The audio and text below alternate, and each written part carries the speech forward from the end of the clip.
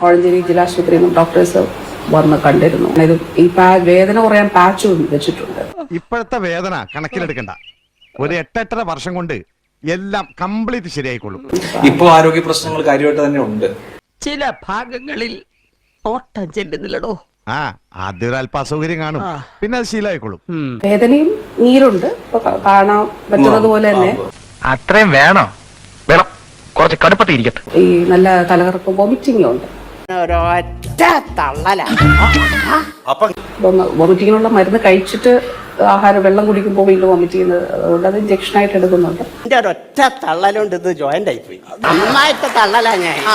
ഒരാഴ്ച എന്തായാലും ഇത് ധരിക്കുകയും നിലനിൽക്കുവാണെങ്കിൽ പിന്നീട് മറ്റ് കാര്യങ്ങൾ എന്തെങ്കിലും ആവശ്യമുണ്ടോ എന്നുള്ളത് നോക്കുകയും ചെയ്യാം എന്നുള്ളതാണ് ഡോക്ടേഴ്സ് പറഞ്ഞത്.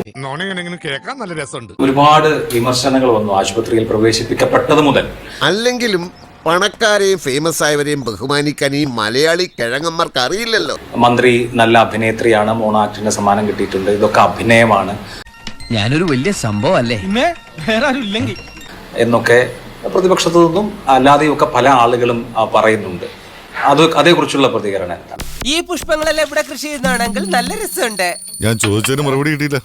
ഇപ്പൊ തലശ്ശേരിയിൽ നിന്ന് ഞാൻ രാവിലെ മട്ടന്നൂരിലേക്ക് പോകുമ്പോൾ തന്നെ കരിങ്കൊടി പ്രയോഗമുണ്ട്. പക്ഷേ നമുക്കൊക്കെ സാമാന്യ ബുദ്ധിയുള്ളത് കൊണ്ട് അങ്ങനെ ആവാൻ സാധ്യതയില്ലെന്ന് വിശ്വസിക്കാം. ഞാൻ ഇരിക്കുന്നതിന്റെ അപ്പുറത്തെ ഗ്ലാസ്സിൽ തന്നെ വന്ന് അടിച്ചിട്ടാണ് പോലീസിന്റെ കൈകളിലൂടെ മുന്നോട്ട് വന്ന് അവിടെ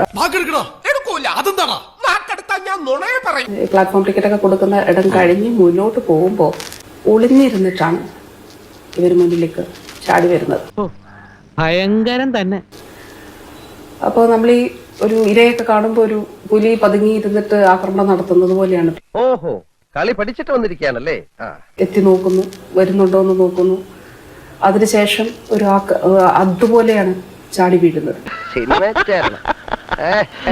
എന്താ ചിരിക്കുന്നത്? അല്ല, നിന്റെ തമാശ എനിക്ക് ഇഷ്ടായി. ഞാൻ സീരിയസ് ആയിട്ട് തന്നെ പറഞ്ഞു. അതെ, അതാ എനിക്ക് ചിരി വന്നത്. ചാടി വീഴുമ്പോ വാസ്തവത്തിൽ ഈ പോലീസിന്റെ വലയത്തിനുള്ളിലേക്ക് ഒരാൾ കടന്നു വരുന്നുണ്ട്. എന്തെന്നും അത് ഈ പറയുന്നല്ലോ. അവർക്ക് കരിങ്കൊടി കാണിക്കാനാണെങ്കിൽ അവിടെ നിന്ന് കാണിക്കാമല്ലോ. ഇതങ്ങനല്ലല്ലോ, ഇതൊരു കുതിച്ചെത്തുകയാണ്. ഈ ഫൂളിഷ് ലൈസ് ഒക്കെ എല്ലാവരും വിശ്വസിക്കുന്നു വിചാരിച്ചിട്ടാ സ്വന്തം ഇഷ്ടത്തിന് തട്ടിവിടുന്ന നാക്കെടുത്താന്നുണേ പറയൂ. അപ്പൊ അതില് നമ്മൾ കാണേണ്ടത് ഒരു ജനപ്രതിനിധി, അല്ലെങ്കിൽ MLA, മന്ത്രി, ഒരു സ്ത്രീയും കൂടെയാണല്ലോ. വളരെ കുറഞ്ഞു പോയല്ലോ ചേട്ടാ. പ്ലാൻഡായിട്ടുള്ള ഒരു അറ്റാക്കാണ് എപ്പോഴും സംഭവിക്കുന്നത്. അപ്പൊ ഞാനിത് പറഞ്ഞത് വളരെ ആസൂത്രിതമായി ഇവർ ഇവിടെ എവിടെയോ ഉണ്ട് കേട്ടോ.